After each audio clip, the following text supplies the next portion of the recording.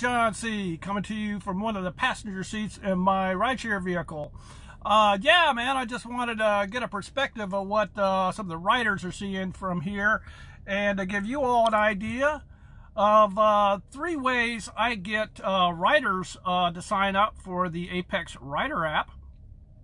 So you can see this promo card here on the right is one of the ones I hand out and describe to the riders how the app works.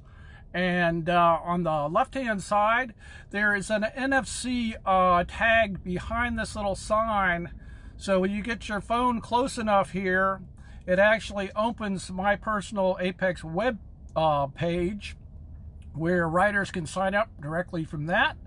And up on the promo card, top right there, there's a QR code. They can also access the web page and sign up from there. So there you have it.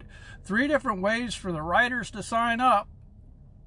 And as my current count, I have 57 riders signed up in just a little over 6 months.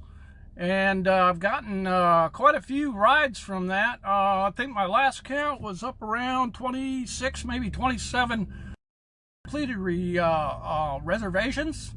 So there you have it.